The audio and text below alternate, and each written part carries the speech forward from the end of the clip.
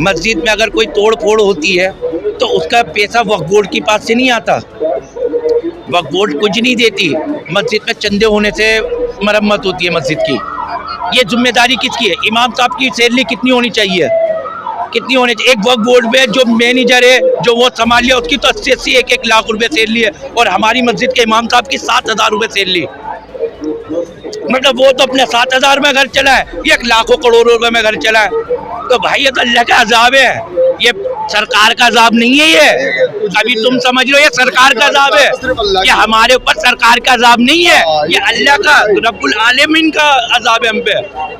हमने इतने हराम खा चुके कि अल्लाह ने हम पे मुसल्लत कर दिए लोग, तो इसमें हमारा कोई नहीं जाएगा। अल्लाह जो कर रहा है बेहतर कर रहा है, जैसा खाओगे वही उगलोगे। वही नीतीश कुमार और चंद्रबाबू नायडू ने जो है वक्फ बिल का जो समर्थन किया, उसके बाद एक विशेष कमेटी के लोग उनको कह रहे हैं कि ये वोट नहीं दिया जाएगा क्योंकि हमारा वोट लेके हमारे खिलाफ ही ये काम करते हैं। तो आम लोगों से जानेंगे कि क्या सोचते हैं और जिस तरह से क्या बिहार चुनाव में नीतीश कुमार को फर्क पड़ने वाला है वक्फ का समर्थन करने पर।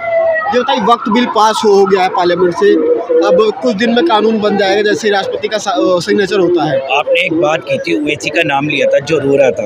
हमारी कौम के कुछ गद्दार ऐसे हैं जो हमारी कौम में गद्दार हैं।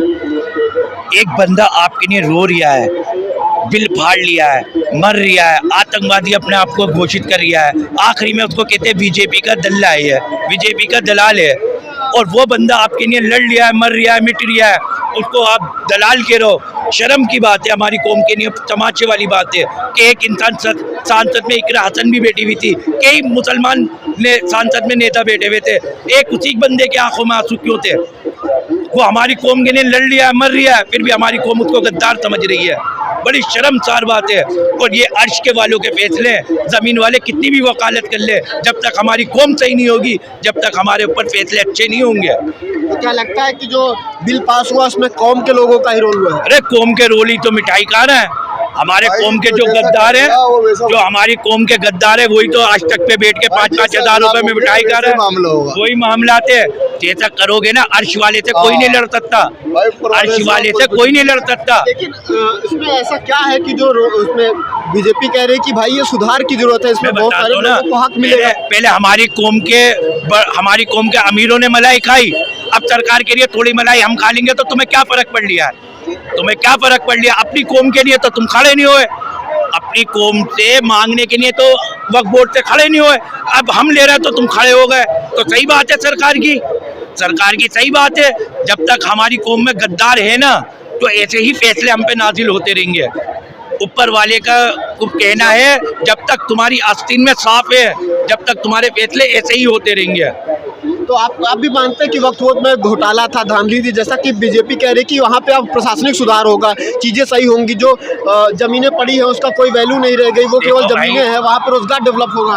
वक्फ बोर्ड की ज़मीनें जब हमारी कौम के अमीरों ने गरीबों को नहीं दी तो सरकार क्या देगी? सरकार क्या देगी? ना इन्होंने कुछ दिया ना सरकार कुछ देगी। बोलो बस, खत्म बात। ना इन्होंने कुछ दिया ना ये कुछ देगी। आप मानते कि वक्फ बोर्ड में धांधली होती थी, चीजें जो है गरीबों को वो उनका हक नहीं मिलता था, जो उनकी जमीनें थी उस पर कुछ लोगों का कब्जा था? हमारे अल्लाह के नाम की जो जगह थी, वक्फ थी, अल्लाह के नाम पे वक्फ हुई है। ना इन्होंने राड बेवों को दी, ना राड बेवों को दी, ना किसी जिम्मेदार को दी, जिसको जरूरत थी उस तक नहीं दी। इन्होंने गरीबों का हक खाया है। वक्फ बोर्ड के जो हमारी कौम के अमीर चेयरमैन बैठे हुए ना, उन्होंने हक खाया है, और जैसा इन्होंने हक खाया है, आज अल्लाह ताला ने उनके हकों में फैसले भी वैसे ही करे। इन्होंने आज देख लो, मस्जिद के अंदर, मस्जिद में अगर कोई तोड़ फोड़ होती है तो उसका पैसा वक्फ बोर्ड के पास से नहीं आता। वक्फ बोर्ड कुछ नहीं देती। मस्जिद में चंदे होने से मरम्मत होती है मस्जिद की। ये जिम्मेदारी किसकी है? इमाम साहब की सैलरी कितनी होनी चाहिए? कितनी होनी चाहिए? एक वक्फ बोर्ड में जो मैनेजर है, जो वो संभाल लिया, उसकी तो 80-80 1-1 लाख रुपए सैलरी है, और हमारी मस्जिद के इमाम साहब की 7,000 रुपए सैलरी। मतलब वो तो अपने 7,000 में घर चला है, ये लाखों करोड़ों रुपए में घर चला है।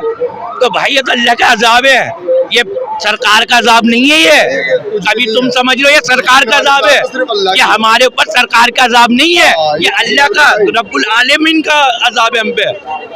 हमने इतने हराम खा चुके कि अल्लाह ने हम पे मुसल्लत कर दिए लोग, तो इसमें हमारा कोई नहीं जाएगा। अल्लाह जो कर रहा है बेहतर कर रहा है, जैसा खाओगे वही उगलोगे वही